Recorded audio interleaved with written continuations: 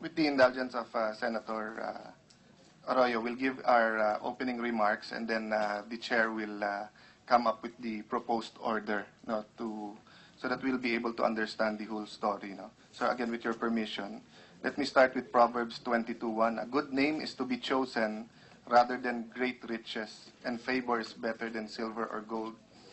25 years ago, a man was whisked away from an airplane and shot in the tarmac. His name, Senator Benigno Aquino.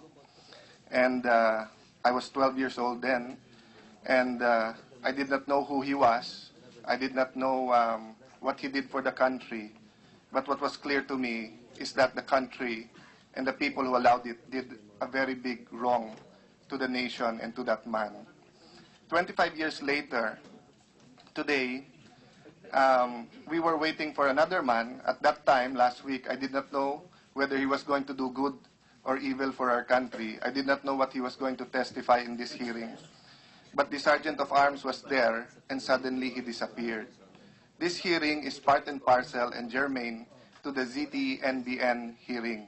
It will give an opportunity to everyone to find out the truth, whether or not Mr. Losada was abducted or whether he went out on his free will, and we would like to know the details of all of this. This issue is as important or more important than the corruption issues that we have been looking at in the different cases, because it deals with the basic right of liberty and life. So what's most important is at the end of the day, every single Filipino understands what happened and will be able to judge our government whether they were there to defend Mr. Losada or they were part of his abduction, or whether some were accessories after the fact. Now, there is no one correct way of how to go about this today. But one thing I'm sure of, last Friday, we had a very orderly proceeding, and most, if not all, Filipinos appreciated the way the Senate and all the senators handled the hearing. So with the indulgence of all the senators and our guests, I'm just proposing that we follow the story of Mr. Losada. We start with his arrival in the airport and ask the airport officials and everyone here to say three things: what, who, and when. Give their SOPs, tell us what they know, what they did, and stop there. Then after that, supposedly, he was under the protection of the PNP. We will ask General Rason and General Superintendent Mascareñas, and is General Hilumen also here, or if he can come here. And then we will ask the political side, no? Secretary Defensor, Secretary Atienza, Secretary Gaite, and Attorney Bautista, who in accordance with Mr. Losada's story or testimony, that you put together the evade the Senate or the Senate strategy. The problem with allowing someone to testify right away, it will deny the other senators the chance to question them later on. So with the indulgence of everyone who's here, we cannot excuse you earlier than after all the senators have asked the questions. And maybe, if I may add, everyone was on television Friday, Saturday, Sunday. So if we can spend all of those hours on television Friday, Saturday, Sunday, I think we can spend this Monday morning until early afternoon here, no? Unless the senators manifest that they have no more questions for one witness. I heard it is also the birthday of the wife of Attorney Bautista, and he has a very short role to play here. But I cannot also excuse him unless all the senators say that they do not have any more questions for them. So with the indulgence of the other senators, unless everyone waives their right to question a certain witness, may I propose that we just start their opening statement by asking them when, who, and what, etc., and let them get out the whole testimony. Then we will ask our questions later on. Senator Marrojas. Mr. Chair, Thank you. I would still appeal the decision of the chair, because as I've said, my testimony will set the truth, whether there was an effort to abduct against the will of Mr. Losada or not. Because we had conversations when he was still in Hong Kong, and he knew what was happening during his arrival. And I was the first one to talk to him the moment he arrived. So in the spirit of fairness and proper appreciation, nanonood ang buong bansa sa atin, pagbigyan ninyong mailahad ko naman yung pinagmulan ng lahat ng ito even before he left for Hong Kong. I was the one he was talking to. Secretary, your request is noted. But if I follow your suggestion and start from when he was in Hong Kong, then I have to follow the story further. I have to follow from the time that Senator Lacson informed me in December that Mr. Losada is willing to testify. So, medyo hahaba eh. But whether you tell it first or the airport officials tell it first, the point is lahat mailabas. Alam nyo, ang issue po rito, Mr. Chair, is whether there was an abduction. That's right. But there was none because I am the witness we will get to there. say, Yes, I we will am get a there, witness Mr. to Secretary. say that he Yes. was seeking protection.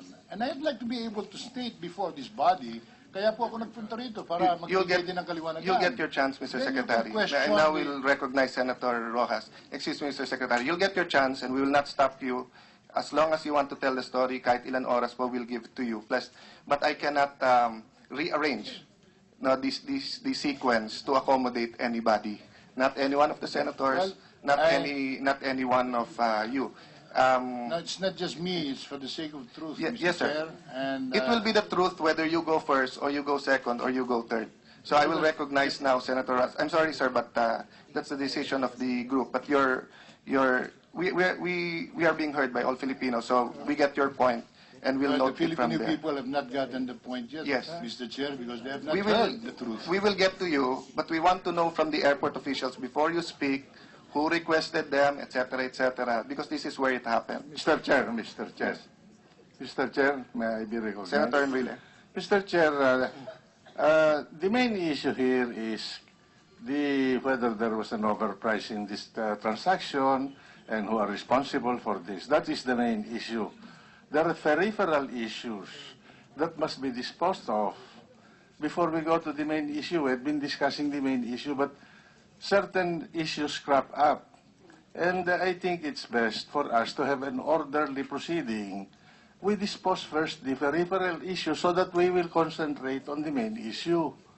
Otherwise, we will be scattered all over the place. And so we appeal to the chair to rethink the process of this investigation because, I'm sorry to say this, I've been handling investigations in the Senate since time immemorial, and we are scattered in our process in this investigation. You cannot make heads or nor tails about it. Thank you. Mr. Chairman. Thank you, Senator Mr. Enrile. Chairman, okay. We agree with that. I just want to get Senator Rojas and Senator Biason to give their opening statements. Then we'll go to their narration. Then from there, we can ask our question. I have Mr. Senator Chairman. Arroyo. You see, Mr. Chairman, it's not a question of the sequencing. You know, we had here a situation where for 10 hours, Mr. Losada testified in national television. And he implicated the following: Bautista, Gaite, Atienza, Defensor, Razon, Mascareñas, Cusi, Lina. That was his testimony. He implicated these people. Now they are here. So they now ask the Senate, give us a chance. What is so bad about after giving the accuser 10 hours of unfettered testimony? Here they ask now, in the name of fairness, that Secretary Atienza, a cabinet member, whom you were the one who authorized him to go to Hong Kong. Yung po yung official trip niya sa... Whatever, it started with that, no? All right. Now, that's the story.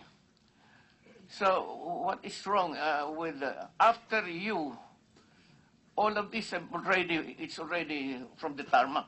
Tama po. So, if that is the case, since it's a plea of a cabinet member, you know, I keep on saying that we, in the Senate, we do not give due deference to members of the cabinet who are our equals.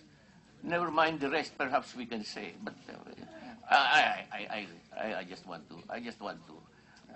to say that because if he wants, why not? And what's so difficult about a simple request? Are the others also, you want also any rearrangement? You don't care? I don't think anyone. It's only Secretary Atienza that wants to. Well, thank you very much for that statement, and let me assure you that if you need 20, 30, 40 hours, we will give it to you. But we have spent much time over the weekend.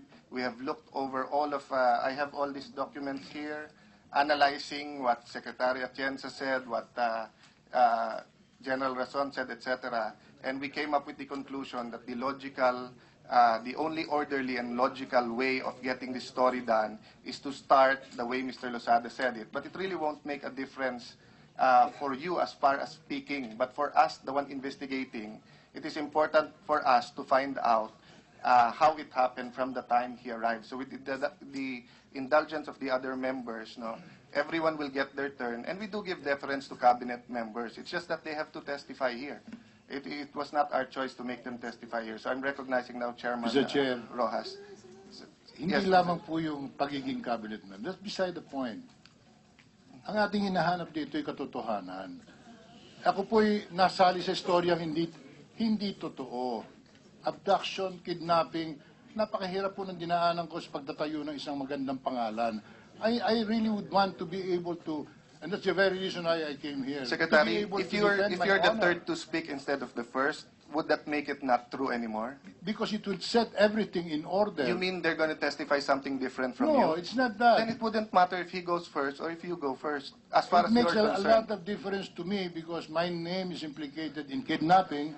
Yes, sir. At nauna po ako rito, 9:30 And pa sir, ako. when it gets to your turn, you'll be able to tell your Antecedent side. po, importante po sapagkat nag-usap kami from Hong Kong to Manila a few times. Well, Kaya meron po akong sasabihin sa inyo. Mr. Losada has been na telling us that you've been talking to him way before he went to Exactly. Hong Kong. Magpapatunay- Even last December. magpapatunay na walang Mr. kidnapping Secretary, na nangyari. if we take everyone's word, hindi natin alam kung saan uumpisa.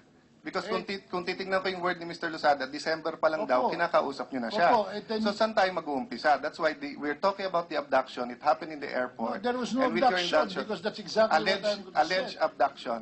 And we will start in the presumption airport na with your nagkaroon ng indulgence. kidnapping, No? ang pangalan So, ko ay Gonzales, Mr. allow me to now note all of your objections. It's on the record. Everyone heard it.